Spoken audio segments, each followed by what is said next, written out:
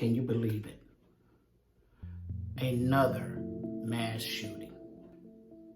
Today we're going to look at the mass shootings over the holiday weekend. What part we could possibly play in this getting better. And at the end of the video, there will be 7 questions that psychologists are asking themselves to try to find out a way to curb these mass shootings by asking the mass shooters themselves. Hi, my name is Travis. Welcome to this channel. Let's get started on this unfortunate topic. A mass shooting is an incident that is where people were shot and at least 3 people were either injured or killed. Considering the definition that I just gave you, I'm only going to talk about the last 2 days, July 4th and July 5th, of the mass shootings. Over the last decade, there's been more than 50 mass shootings around the 4th of July weekend. 50. So here are the shootings that happened in the past 2 days alone. July 4th.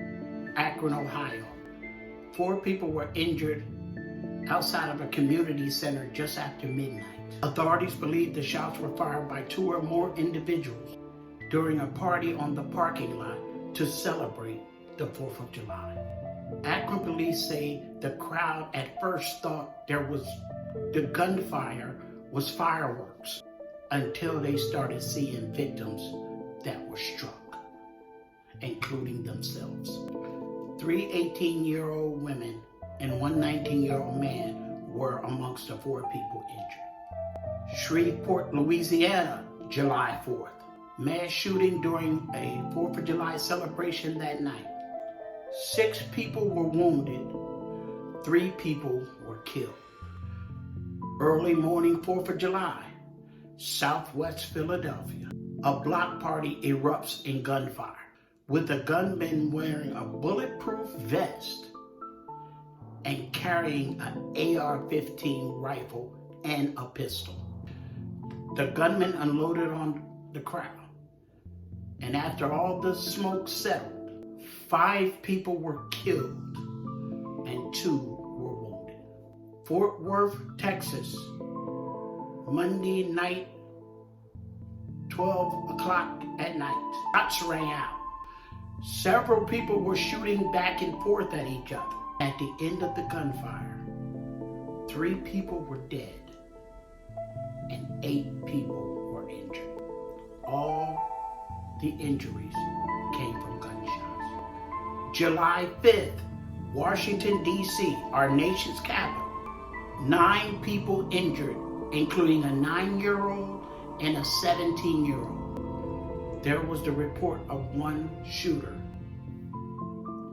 There's been 59 mass shootings since January 1st, 2023. 59 on a holiday where Americans gather together to celebrate the country's history and culture. The last decade or more, gun violence have been woven in to this celebration, unfortunately. Now, many don't recognize the 4th of July as a holiday that everyone should celebrate. Based upon how their ancestors were treated during that time, they feel not the need to celebrate this. And that's fine. If you don't feel like celebrating the 4th of July, then don't. Even if you don't, and I'm not saying all these shooters were against the 4th of July, I'm saying even if you're against an event, you do not have to show you're against it like that by causing a mass shooting and killing people. So I am saddened by this violence overall. Not just because it's the 4th of July or just because the mass shootings, us killing each other, all of that, period. I'm just done with it. We are killing each other. And I know we don't look at it this way, but we are becoming extinct. We must find a way to stop the violence.